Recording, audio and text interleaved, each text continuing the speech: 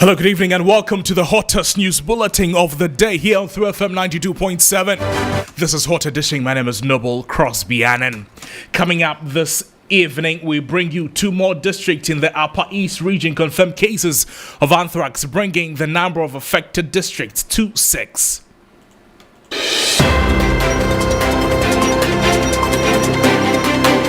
Also, with the Eid al-Adha festival of the Muslim community barely 2 weeks away, health authorities are concerned about the potential public health risk. We'll hear from the Public Health Directorate of the Ghana Health Service. Meanwhile, the Health Committee of Parliament has been called for urgent action to curb the spread of the viral disease.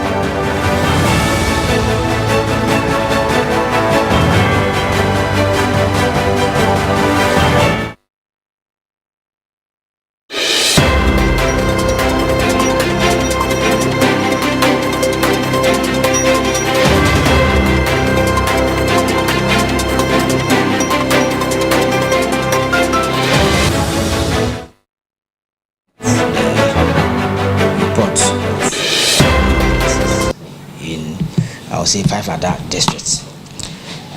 The human cases has not changed. So apart from the 13 cases that we haven't had any new suspected cases for the past, I'll say almost 2 weeks now. We'll be getting more details of that. Also, May inflation rises marginally to 42.2% after 4 consecutive declines. Food items cited as the largest contributor in the inflation jump. Details from the latest consumer price index by the Ghana Statistical Service also coming up pretty shortly in the bulletin. So stay with us for all the updates of these stories and a lot more coming to you in the next 60 minutes.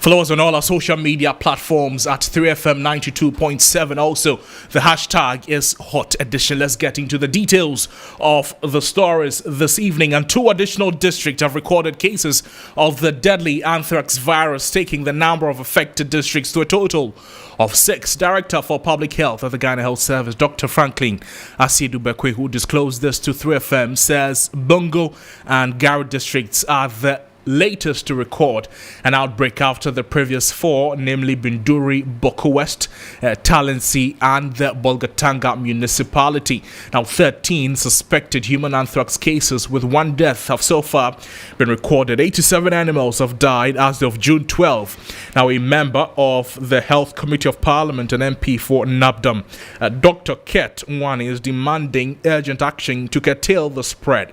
He spoke to a Parliamentary Affairs correspondent, Kluche. You have 9 of them dying, and that is the seriousness of the situation. I'll say that about 40 to 50% of the supply of animals to the slaughtering houses in Accra, Kumasi, etc., are coming from that end. And so we should not take it for granted. If in the north, yes, the animals are dying, when we don't take time and we get these animals to the southern sector, where when they come in, they are just slaughtered and eaten. It means that we will have a lot of human cases when it gets to the southern sector. The spread, like I'm saying, it is at Binduri, it has gone to Boko municipality, some have been recorded in the Talensi district, Tempani, Garu, and Pusiga. Nabdam is very close by, even though we have not recorded a case yet. We seem not to be handling the situation very well. What is happening is that even though the Ministry of Health and the Ministry of Food and Agriculture through their veterinary services and the local government ministry have come in and they've put in some measures, it appears that they are not putting in enough resources to curtail this outbreak. We need to buy the vaccines to vaccinate the animals. We need to get to the root and identify where these animals were living and make sure that we disinfect the area or we fumigate the area. It is the way that we can stop the animal to animal transmission. We should let government know that we can't fight this thing with that mega resources that the assemblies have. And so as a committee and as a parliament, like we have to draw your attention. It's not that the government have not heard. No, they've heard. They've even issued statements. But is that the end of it? What about the release of resources? Some of these practices, that is also at the local level. We can encourage people to do the right thing at the local level. Probably it will help in the long-term solution to this periodic anthrax outbreak in the northern part of the country. So that was the voice of Member of Parliament for Nabdam, Dr. Ket Nwani, demanding urgent action to curtail the spread. And was speaking to a Parliamentary Affairs correspondent, Komla Kluche, there. Now, the Director for Public Health at the Ghana Health Service, Dr. Patrick Asiedu Bekwin, he has also been talking about the spread of the disease and how the Muslim community can observe the Eid al-Adha festival without, spreading the virus. We'll take a listen to what Dr. Franklin Asiedu Bekwin has been saying concerning this very unfortunate development, particularly in the northeast region where the outbreak of anthrax was first recorded. There have been extension of the reports of animal cases in, I would say, 5 other districts. The human cases has not changed. So apart from the 13 cases that we haven't had any new suspected cases for the past, I'll say, almost 2 weeks now. So far, I would say that in the animal side, we have some deaths still ongoing. By the human side, we say that it's curtailed. So the main thing is now more of vaccination and then more surveillance to identify possible sick individuals and then possible or dead animals. So as at yesterday, I think they vaccinated about 21,000 animals. So it's still ongoing. The idea is to get most of them vaccinated. So that's what they are. So we are still looking for the cattle. I think that this one is a joint activity between human and then animal. So it's more of one health approach. So there's a joint team in the region, in the districts, trying to respond to this outbreak. So they are doing the vaccination. They are looking for the sick and the diseased animals on both sides. So what they are doing is volunteers in these communities that are being trained to identify sick individuals, also to identify sick and diseased animals. You hear the voice of Dr. Asiedu Bekwin, who is the Director for Public Health at the Ghana Health Service, saying that a multi-sector approach has been adopted to contain the spread of the deadly virus. Now, earlier we mentioned to you about the impending Eid al-Adha festival of our Muslim brothers and sisters. Now, the Ghana Health Service has also constituted a task force to look into how the Muslim community can observe the Eid al-Adha festival without spreading the anthrax virus. Eid al-Adha festival is characterized by the slaughtering of livestock like sheep and cattle. Now, with a ban imposed on movement and slaughtering of animals in affected areas, there are concerns some persons may smuggle animals or meat from the affected communities. Dr.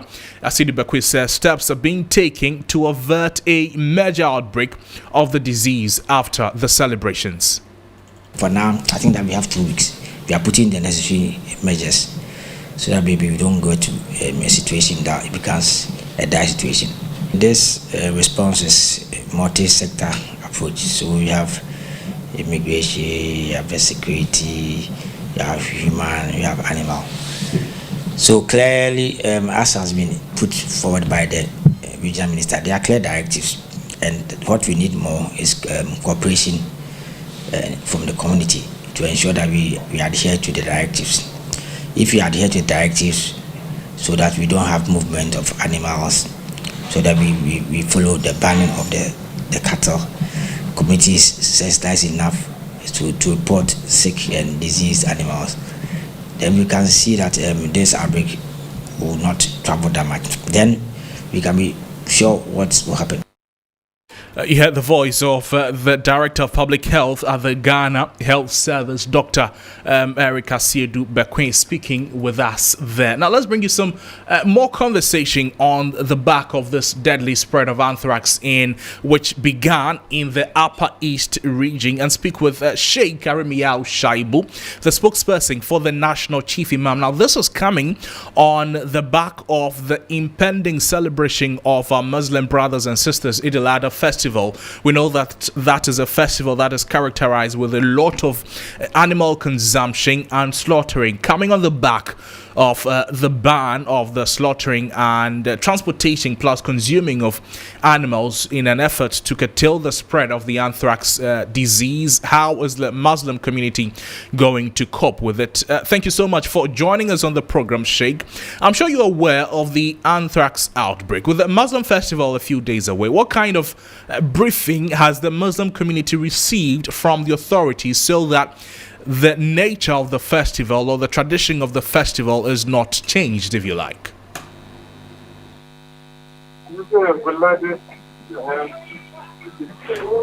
Sheikh, can you hear me? Hello, the line is very faint. Right. Sheikh, if you can hear me, what I'm asking is, we know that the Muslim festival is a few days away, and we know the ban on the slaughtering and the consumption of animals, particularly in the Northeast region. What kind of briefing has the Muslim community received from the authorities? Your line is very faint, but if I can really get the summary of the subject we are talking about. So we yes, the outbreak of the anthrax, right, and the approach of the Eid al-Adha and the measures we need to take. Let me say that we want to be grateful to the Ministry of Health, the Ghana Health Service, and the Veterinary Service for responding to the invitation of the National Chief Imam in order to give him briefing about the outbreak of the disease. And it was very good that the briefing took place this morning, and the Chief Imam was highly impressed and was very grateful to these three institutions that were represented by the delegation that came to him this morning. Our concern has to do more with the risk of the outbreak of the disease, because if the ban is not heeded to, and people, take some hidden routes in order that they will move with the animals to the down south, to where we are here, then what it means is that we will lose the battle of really containing the outbreak. And so, from the briefing that we got, the Chief Imam has made a commitment that he will make sure that all regional imams, will get the information and to educate the Muslims. Not even Friday congregation alone, but wherever there is a Muslim social gathering, where such an information needs to be given, we will make sure that the information is given. I think that that is where we are at the moment.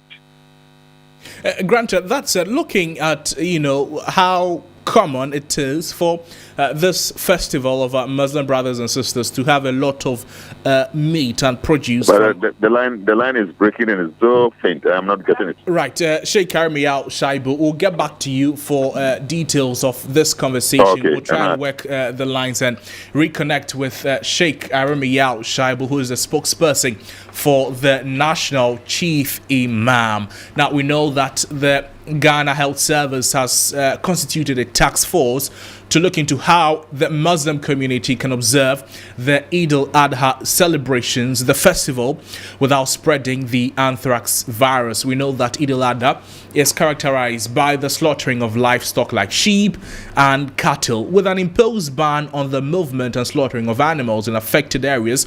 We know also that there is a shutdown of all abattoirs in the Upper East region, a ban also imposed on the movement of animals in the affected areas. There are concerns some persons may smuggle animals or meat from the affected communities.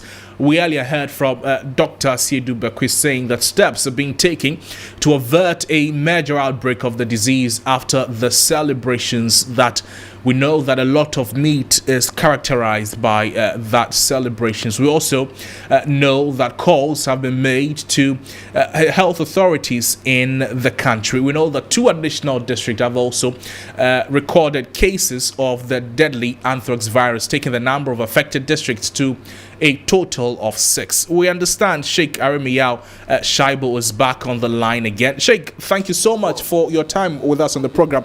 We apologize for the break in communication earlier, but we were talking about how critical is the aspect of animals in the Eid al-Adha celebrations. Without it, can the celebration go on as planned? I mean, definitely, as human beings, and we must live in order to be able to worship God.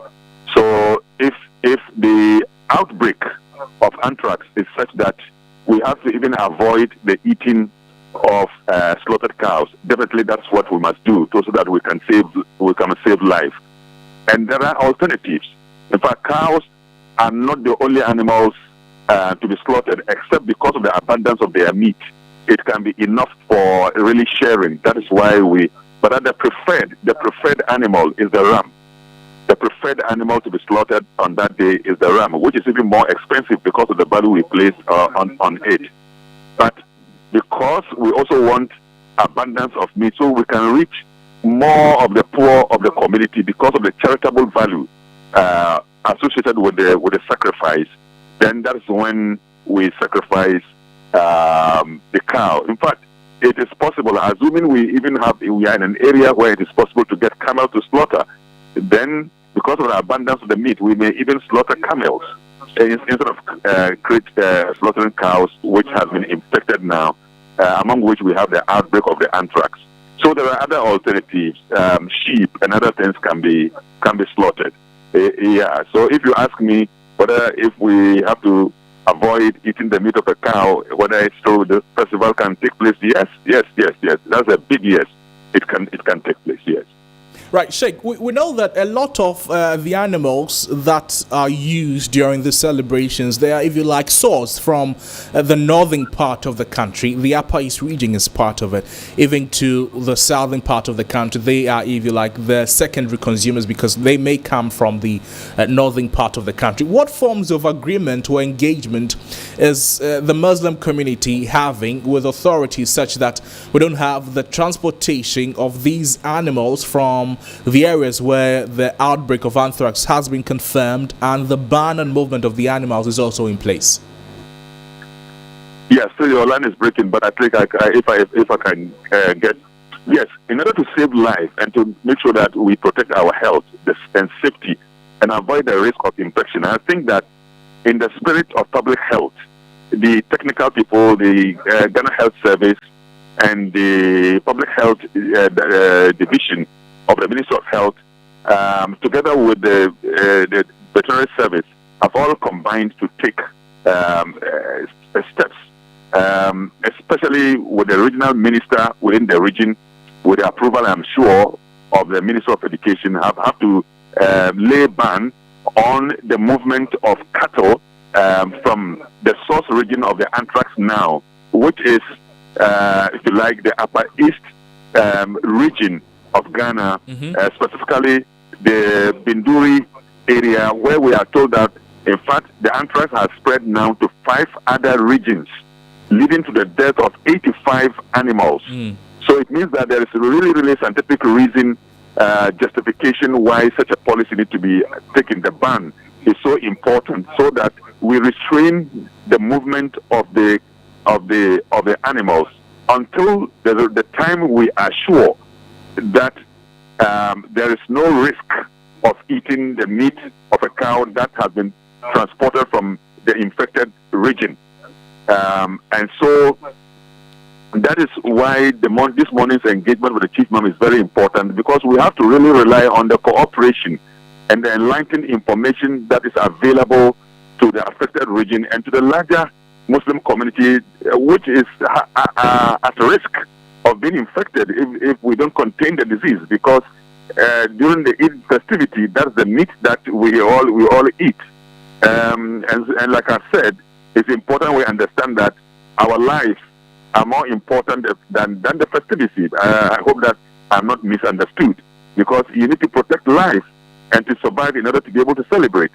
So in celebration, you don't expose yourself to the risk of being infected with a disease which can affect the larger trust of society. And so it is something that we all want to encourage Muslims to respect the ban that has been imposed, and to also maybe respond positively to the measures that have been put in place. One of them is that once you see any animal showing signs of disease, of sickness, report it to the appropriate health authority. Once you also see an animal so emaciated, be careful using certain animal for the festivity. Never attempt, though we don't even eat the carcass of the dead animal, but within the region, we have to report once we see an animal dying for reasons that we don't understand. Then definitely we must report the case. Now, if we see anybody complaining of certain sickness we don't understand within the period, we must advise quickly that the person goes to the health authority where we can get vaccinated. We want to also see the situation where Muslims who are engaged in animal husbandry, who are engaged in livestock, breeding, to make sure that they engage the services of veterinary officers to make sure that all the animals are I don't know what to say, whether to be vaccinated or to be inoculated or whatever, so that we contain the disease. Sheikh Armiyaw Shaibu, pleasure talking to you. Thank you so much for joining us on Hot Edition here on 3FM with the latest concerning the outbreak of anthrax and how Muslim brothers and sisters can go ahead to celebrate the Eid al-Adha festival without the slaughtering and the consumption of animals if that need be. Sheikh Armiyaw Shaibu is a spokesperson for the National Chief Imam. Now, this is what we know concerning the outbreak of anthrax. The Upper East Regional Coordinating Council, they banned the movement of ruminants following the outbreak of the disease in at first 2 districts of the region. The communities that recorded cases earlier were the Banse in Binduri district and the Sapeliga in the Boko West district respectively. In a press meeting after an emergency meeting, the Regional Public Health Emergency Management Committee on Monday, June 5, the Chief Director Alhaji Abubakar Yunusa indicated that with immediate effect, a ban has been placed on the movement of ruminants such as goats, cattle, sheep, pigs, and dogs, also from the eastern corridor of the region. The affected districts are the Boko municipality, in also Boko West, Posiga, Garu, Tempani, and the Binduri district. The municipal and district chief executives have been tasked to ensure that slaughtering, sale, and the consumption of cattle, sheep, goats, and dogs are banned for a period of 1 month effective Tuesday, June 6, 2023. Additionally, the police is also to apprehend or arrest any person or group of persons who flout the directive. Veterinary officers have been directed to commence anthrax vaccination of the categories of ruminants and other animals mentioned earlier. Court owners of the animals are to make the animals available for vaccination at their respective places of residence to contain the outbreak. The statement further called for support and cooperation from all stakeholders before the outbreak becomes a national or a regional catastrophe. following the notification of a suspected anthrax outbreak on May 31, 2023. Now, 2 samples were the ones that were taken from the cattle in the affected communities. They were sent to the Kpong Tamale Veterinary Laboratory and they tested positive for the virus. Earlier, we spoke with the District Chief Executive for the district in the Upper East region, telling us that so far they only have about 700 of the vaccines left to, if you like, vaccinate the animals so that the outbreak of the deadly anthrax disease could be reduced.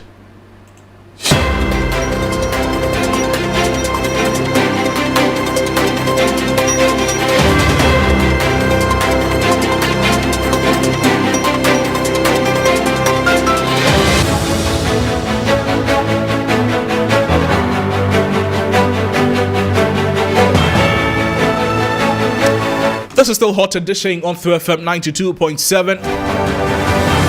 We're live on all our social media platforms at 3FM 92.7. We'd love to hear from you. Share with us, tweet at us. Also, send us a message on Facebook, like the page, and write a comment. To be glad to share them with the rest of the world here on 3FM 92.7.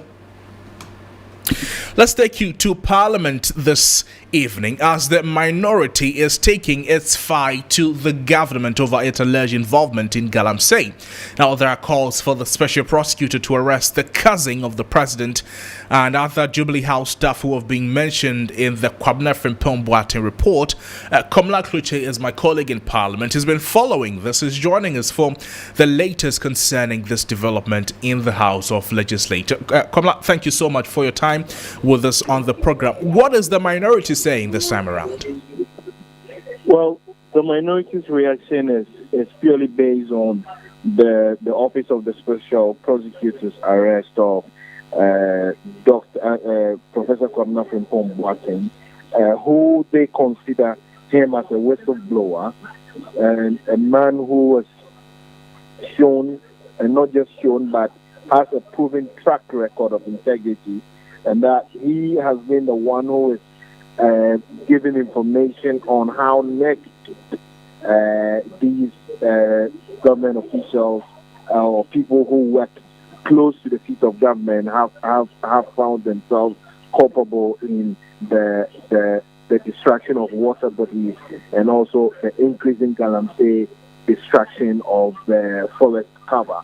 In fact, the chairman of the Lands and Forestry Committee of Parliament, Dr. Rashid Talpo, who has been speaking on this, is intimated that it will not be fair if Professor Kwabena Frimpong Boateng alone and also Charles Bishop are the ones who have to face the full rigors of the law. In fact, he even intimated that Professor Frimpong Boateng should actually not even be a subject of investigation. In fact, he should be celebrated for his whistleblower attitude or his whistleblower act, and that the cousin of the president, Gabriel Saroshidaku, and the director of operations at the Jubilee House, Lord Kome, and then others who have been mentioned in Kwabena Frimpong Boateng's report, should be the ones who should be facing prosecution now by the SC. And that they think that this would demoralize people who genuinely are working to ensure that the water bodies and also the forest cover are protected from the Galamsey fire. So this is the call coming from the minority today. Right, Komla, this call from the minority will not sit too well with the majority, does it? What has been their response also? Well, the minority has actually not been reacting to this. In fact, they say that once the issue is before the Special Prosecutor's Office, and mind you, in some few weeks back when Professor Kwabena Frimpong Boateng raised this matter, most government officials and members of the minority have been saying that, well, I mean, if Kwabena Frimpong Boateng really meant well, this report that he has had, he could have waited a little bit to allow the president to act on it. Of course, many have disagreed with that assertion. But what they are saying is that once the special prosecutor is in charge of them, he should be left to do his work. They think that the special prosecutor is capable of handling this matter and doing a prosecution that will be in the interest of the state, and that any other call that the minority is trying to put across and all that will not amount to anything. And they think very, very strongly that there is a need for the special prosecutor to be allowed to do its work without any interference or any of these calls that the minority is making, though.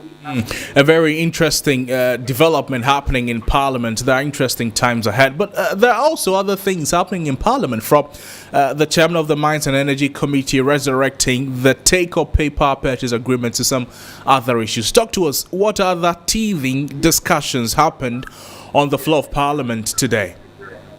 Well, the chairman of the Mines and Energy Committee, Samuel Atacha, has been speaking to the media on the power purchasing agreement by the S.O. Joe Mahama administration. In fact, the minority weeks back took the country director of the World Bank, Pierre Laporte, for blaming such contracts for government's current economic crisis, pointing out to the current administration being equally executing similar agreements since it's a standard industry practice. But Samuel Atacha, speaking to the media, has argued that the take-or-pay agreement signed by the Mahama appointees amounted to causing financial loss to the state. This he established. Now, we went further to ask him, okay, if it's causing financial loss to the state, you've been in office for almost 7.5 years or so, whilst you have claimed that there's excess capacity and all this argument here and there, and now you're talking about causing financial loss, will you then advise, if you like, or what is his position on his government's failure to prosecute these people whom he has described as causing financial loss to the state? Well, his answer was a simple one, and that he thinks that the decision lies squarely with His Excellency President and his Attorney General. Kamala Kluche, thank you so much for those updates in the House of Legislature. Kamala Kluche is my colleague who joined us from Parliament with all the happenings in the House of Parliament. First was the minority taking the fight against illegal mining. Now they're asking, it is taking the fight to the government over its alleged involvement in Galamsey. We know that there are calls for the special prosecutor to arrest the cousin to the president and other Jubilee House staff who have been mentioned in the Professor Kwabena Frimpong Boateng report, the leaked Galamsey report that rocked the nation some months ago. Now also we know that concerning Galamsey and the work of Professor Frimpong Boateng at the Inter-Ministerial Committee on Illegal Mining, the professor was arrested by the Office of the Special Prosecutor on May 16 and granted a 2 million cedi bail over investigations that the office began somewhere in October 2022 over corruption and corruption-related activities concerning the work of the professor during his time at the helm of affairs at the Inter-Ministerial Committee on Illegal Mining. Also, the OSP has declared wanted Charles Bissiou earlier, and this was after Charles Bissiou had indicated that he was not going to respond to calls or invitations by the Office of the Special Prosecutor concerning investigations also into corruption and corruption-related activities during his time as Secretary of the Inter-Ministerial Committee on Illegal Mining. Subsequently, Charles Bissiou has made himself available to the Special Prosecutor for investigations into all the claims. We know also that the Special Prosecutor has decided to leave no stone unturned in its work as it helps to save the country from the chaos, the crisis that illegal mining, also known as Galamsey, is causing all of us.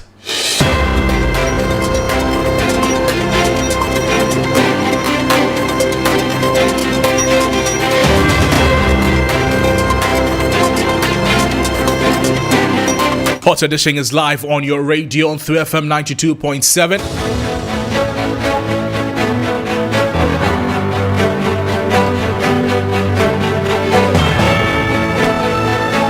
We're also live on all our social media platforms at 3FM 92.7. Let's talk some other subject. And inflation for May 2023 has experienced a marginal increase, rising from 41.2% in April 2023 to 42.2%. Government statistician Professor Samuel Kobna-Inim, who disclosed this at a press briefing in Kumasi, said the main drivers for inflation are food and non-alcoholic beverages. They constituted 52.4%, housing, water, electricity, gas, and other fuels constituted 13.1%, and transport contributed 9.2%. Also, clothing and footwear was 6.4%, while furnishings and household equipment had 4.4%. Insurance and financial services made up the lowest with 0.1%. Now, the rise in inflation, it is coming after 4 consecutive decline in headline inflation. Analysts had projected a sharp fall in inflation on the back of recent positive indicators such as a favorable base effect, a decrease in global oil prices, and the city's relative stability against major currencies like the US dollar, also coming on the back of the first $600 million from the International Monetary Fund as part of the $3 billion bailout the country has gotten from the International Monetary Fund. Let's have a conversation on this and speak with John Foster Ajaho, the head of price inflation and statistics at the Ghana Statistical Service, for some updates on these figures that we're getting concerning inflation. Foster, thank you so much for joining us on the program. Many had anticipated a decline in inflationary figures for May, but the opposite happened, although it is marginal. What is accounting for this? So thank you, my brother, and good evening to your cherished listeners. Indeed, as you rightly said, we all have anticipated, downward trend as we started from the beginning of the year. But as you said in your intro, we realized that the items that you mentioned, furnishing and household equipment, housing, water, electricity, gas and other fuel, personal care, and food items, registered quite substantial rate above the national average. And so these, group of items, unfortunately, help push inflation, to go up, thereby, reversing the downward trend that we have observed for the past 3-4 months. That said, if we're looking at what these mean to the ordinary Ghanaian, break it down for us. When somebody in the business world tells us that inflation has experienced a marginal increase from 41.2% to 42.2%, what does it mean to the ordinary Ghanaian on the street of Accra? Okay, so in simple terms, what we're saying is that if you compare your ability to purchase commodities, in the month of May 2023 as against last year, the same month, then things have gone up by these first 2.2 percentage points. Now, if you're looking at it between last month and now, then you are saying that, well, even though you enjoy some decline, in how inflation was affecting your pocket, unfortunately that decline has been short-lived, and now things are becoming rather relatively expensive compared to last month and then last year. But that does not mean that all is lost, because this is just a one-off. So for me, I would say that it is early day yet. We can observe this for the next month or two and see whether, people are just, we are trying to take the signal that there was some introduction of taxes in the month of May, and probably that might have caused, this shake in the upward trend. Let's see how long will this stay, and then probably there'll be a turnaround. Break this down for us. We've seen that food recorded the highest forms of inflation. Food recorded the biggest price jump. How do you explain this? Okay, so for the month of May, indeed, it wasn't only food. Though food recorded, and if you're looking at the 13th division that we consider, then you probably be talking about furnishing, housing, household equipment, But of course, yes, food is there. It took over 50%. What it means is that food prices this year compared to last year May have gone up by over 50%. In fact, we ourselves, when we saw this, we tried to do some background check, and what we're picking from the ground is that some are having seasonality effect, so those items are not that much available. And now we are like entering the we're in the farming season, so we don't have much of the food stuff. And then again, in some areas, and as we're seeing in the western north, you don't know whether people are really getting out of agriculture. You cannot put your hand to. We haven't touched it, but the rate at which one may expect that to be, a food basket, and so that you have more food. Unfortunately, it's not coming that way. Then today we did something. Again, we presented it in Kumasi. You realize that even within some of the regions, the human behavior, you see price variation even within the region so much, as compared to what really happened between, let's say, Kumasi, Ashanti, and let's say Greater Accra. But even within the region, people are selling things differently at their different corners. So all these multiple factors are what are accounting for our food prices that are going up. But I mean, sooner than later, we may be entering the harvest season, and hopefully things will change. Before you take leave of us, John, let's talk about the issues of dog meat, palm wine, and ice cream. We understand they all recorded inflation rate above 70% year on year. Explain that to us. Also, there's a mention of a non-food inflation item, sanitary pad. I love that. No, this dog meat story. Okay, so what we're saying is that some items recorded a price change above the national inflation figure of 42.2%. And indeed, dog meat was there, and actually the number 11 on the list. I mean, what in simple terms it means that the price change recorded in the price of dog meat in the month of May, it's quite high. It jumped probably more than what we recorded in the past. There could be several factors, either the short supply or something, or demand has gone up. It could be anything. And indeed, I mean, this sanitary price issue has been there for some months now. So, I think that was last month or so, there was this celebration about the World Sanitary Day or something.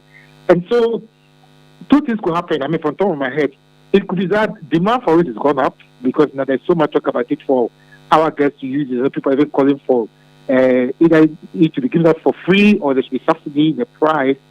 So, it could be that demand for it has gone up, or either those who are selling because there's awareness creation and people are demanding for it, so it increases. And so yes, those are things that have recorded price change above the national inflation of 42.2%. John Foster Ajaho, thank you so much for your time with us on The Bulletin.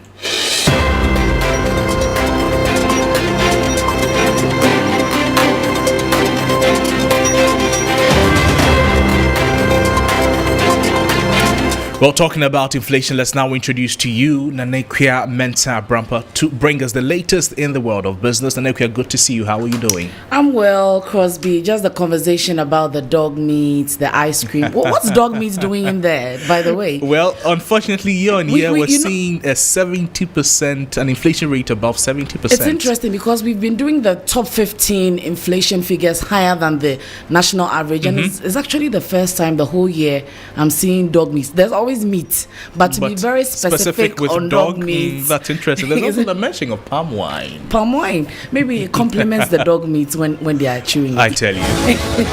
Takes away business. Economist Dr. Kojo Abuajidebra has also been speaking on reflections from the May inflation, which is at 42.2%, 1% higher than the rate recorded in April. He is calling for a review of the approach in tackling the country's inflation challenge, as the current strategy appears to be failing. Let's hear him.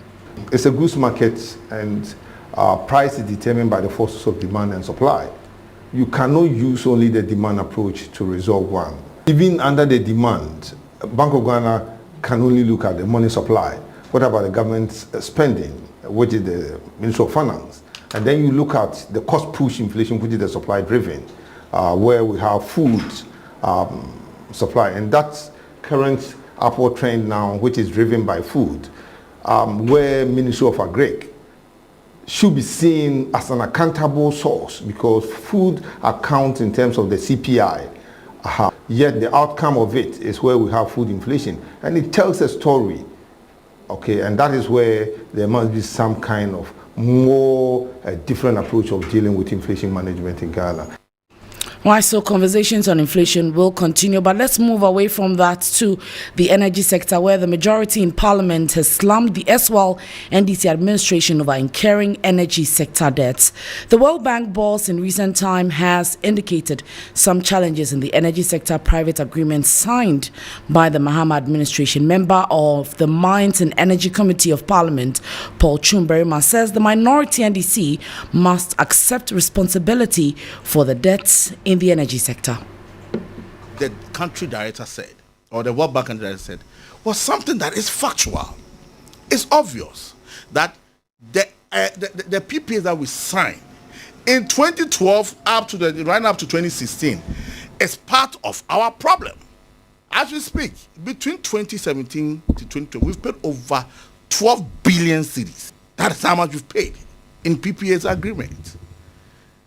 Until recently, that there were some negotiations and some of them agreed to go on something. We were paying almost $1 billion every year. And you are telling us that it's not part of our economic challenges?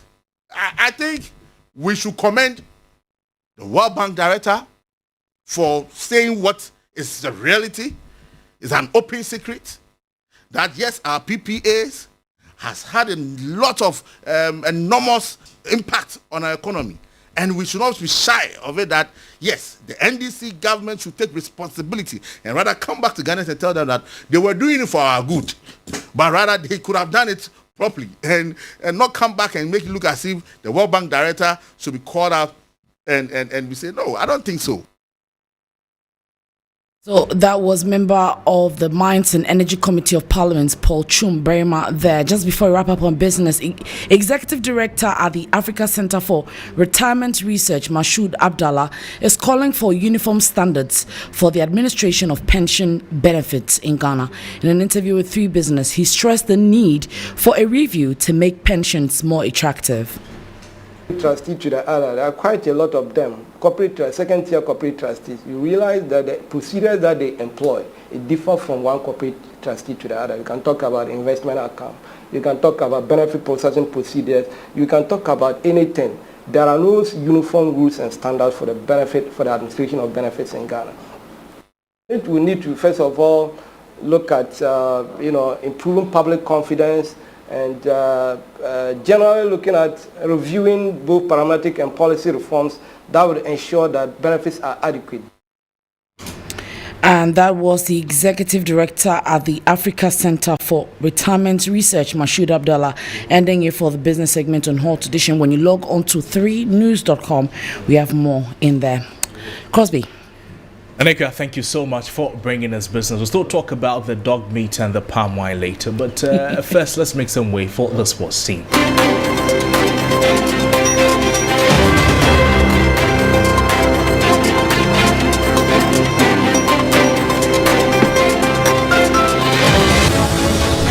And the man, Bill Ishen, is here. Good evening, Bill. Good to see you. How are you doing? Good evening, Crosby. How are you doing? I do very well, thank you. How are you? I'm all good. What's coming up in sports? Well, in sports, of course, the AFCON 2023 qualifiers is ongoing, and also we have some information on the Black Stars from Chris Hughton as well. Nice. Take us away. Yeah. So you're welcome to the sports segment here on the Hot Edition. My name is Bill Ishen. Starting off from the AFCON 2023 qualifiers, which is currently ongoing. Now, South Sudan earlier today lost by 3-2 to Gambia. And in a game that is ongoing, Sao Tome versus Guinea-Bissau is currently in the second half.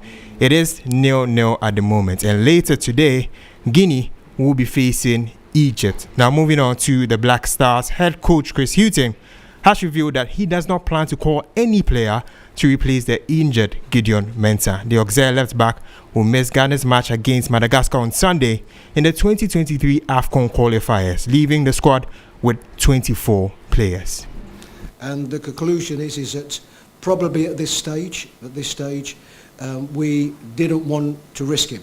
You know, this is post-season. He has As with all of the players, they have a pre-season to go back to and to start of another season, and we felt it wasn't right to risk it. The second part of that is at this moment we haven't brought a replacement in. We will work how we will work this week. If we feel different, after these few days, then we'll assess that again, and perhaps somebody that will be in a standby situation. But at this moment, we are not bringing in a replacement. That was Chris Hilton, the head coach of the Black Stars. Now, in the local scene, Mediama SC president Moses Ama has stated that he aims to recruit the best players in the Ghana Premier League to help his team compete in the CAF Champions League next season. Mediama won the GPL title for the first time in their history on Sunday, and in qualification to the early stages of the CAF Champions League. We have the experience, as you said. We've been there. So that's why I'm saying we are going all out. We have to recruit the best team in Ghana. We have to combine with all the premier clubs. They should all get ready. We should cope together. If Mediama approach any player in your team, please, it means it's worth to join Mediama so that we go and fight Africa and break that gem in Africa.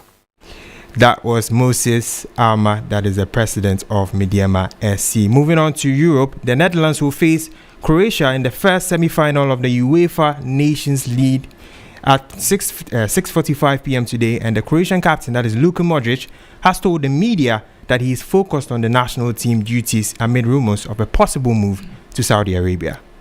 In front of us, we have a very important team, and that's where my focus is ahead of the match. And when it comes to the future, my future in Real Madrid, as I've said many times, and that's all I can share with you at the moment.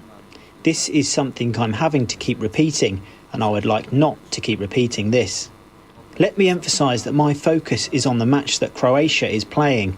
After the match, I might go back and talk about other things. Well, that was Luka Modric, the captain of Croatia and a midfielder for Real Madrid. Now, the second semi-final of the Nations League semis will be between Spain and Italy, which will come off tomorrow at 6:45. But there is some exciting news for Real Madrid fans because they have signed Jude Bellingham, an English midfielder from Dortmund. Now, they've signed him on a 6-year deal. The Spanish Giants will pay £88.5 million for the 19-year-old, in addition to various potential add-ons. If the add-ons are achieved, the deal could reach £115 million, making him the highest British signing ever in history. Now, Bellingham, who started his career at Birmingham City, will be presented as a Real Madrid player at a ceremony on Thursday. Now, before we go, news that hit us earlier today, Fatma Samura, who is the FIFA Secretary General, will leave her role at the end of the year after 7 years in which she played a pivotal role in transforming the organization, restoring its credibility and breaking down barriers. And we wish her the best in her future endeavors. That's it for Sports. Crosby? Bill, thank you so much for bringing us sports. Let's make the way for Akofa to join us with the latest in entertainment. Akofa, good to see you. This is the first time we're engaging like this, isn't it? Yeah. This is the very first time. I hope you're doing good, though. I am very fine. How nice are you doing yourself? Yeah, I'm doing okay. What's in the package? Right, we're starting with the story right here. It's another time of the year for the bold, beautiful, and intelligent women to step forth to own the Ghana's most beautiful crown. A new season is here, and you can't afford to miss this golden opportunity. So be part of the GMB audition train in Tamale tomorrow, Thursday, 15th June at the Gariba Lodge Hotel. And the train then moves to Kumasi on Saturday, 17th June at Mickling Hotel. And in Takoradi, join the team on Tuesday, 20th June at Rabo Hotel. The final stop will be in Accra on Friday, 23rd June at the TV3 premises. So you can, when you're coming through, you have to look your best in a stylish GTP mini skirt, white tank top, and comfortable heels. Now, to be be part of this year's audition, simply register online by downloading the TV3 reality app or pick a form at the audition center for 50 Ghana cedis. This is the moment to make a statement for yourself and your region. Now let's turn our attention to some more stories. In May this year, Ghanaian rapper Sarkodie announced that he will be going on a world tour that will kick off on July 15. The tour, which he has dubbed the Jams World Tour, is supposed to be a celebration of his illustrious music career that has spanned over a decade. And in a tweet, the multiple award-winning rapper announced that Ghanaian music legend Kojo Antwi will make a special appearance at the opening concert to be held in New York City. Now, the legend pulling up in NYC, that's according to Sarkodie in his tweet, says the Painkiller rapper will make his debut at the Town Hall, that is New York, as part of the tour, which will be produced by TM Entertainment and Nayasa Entertainment. The tour, which runs through September 3, will take the artist to 11 major cities, including Washington, D.C., Chicago, Dallas, Charlotte, Nashville, Minnesota, Phoenix, Toronto, Vancouver, and Edmonton. And before I go, award-winning music producer Apia Dankwa, popularly known as Apietu, says the Guinness World Record for the music producer with the most hit songs is within his reach. He has served notice he's updating a list of artists and hit songs he has produced, as he is just 4 songs away from equaling the current record held by American-Japanese Johnny Kitagawa. Now, Kitagawa currently holds the record with 232 songs, and Apietu claims he now has 228 from his update, which he posted on Facebook on Wednesday today. Now, among some of the songs in the list are Angelina and Shoddy by Pryor in 2005, Tuabodom and Come Back to Me by Nkase, Sarkodie's Azonto Fiesta or Brafo's Heavy, among others. And that will be all of the entertainment news here on Hot Edition, powered by 3 Entertainment. My name is Akofa. Thanks for your time. Noble? Akofa, before you take leave of us, Apietu's wanting to break the Guinness Book of Records. Yeah. What is the standard for a hit song? So that is the conversation that we're actually having, because according to the records that they're looking at, I think it's more of the collaborations he has done over the period, but Apietu actually believes that he has done major hits. So we're trying to find out what the classification of a hit is to be able to make it into the Guinness World Book of Records. When we find it, we'll share with you. Do you think it's possible for him to break it? It's not far-fetched. That's the thing. It's not far-fetched, because today on the drive we're touching on some Ghanaians who have made it into the Guinness Book of Records. So it's not a wild thing. We just have to see what their consideration of a hit song is, and then we'll see if he really qualifies. Yeah. Right, Apietu, we wish you all the best. We wish you all the best. Thank you so much for bringing us entertainment.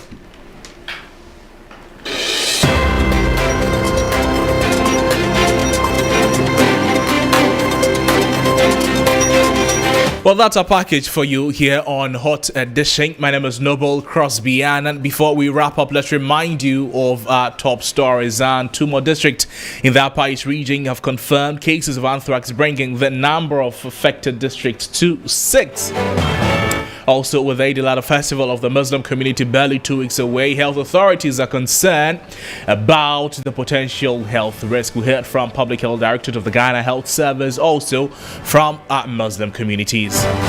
Plus, May inflation rises marginally to 42.2% after 4 consecutive declines. Now, food items have been cited as the largest contributor to the inflation jump. We brought you details of that story. There's always more news on our website, 3news.com. Please do well to log on. My name is Noble Crosby Annan. On behalf of the entire production team, thank you so much for joining us in your ear on 3FM 92.7. Also on social media, 3FM 92.7.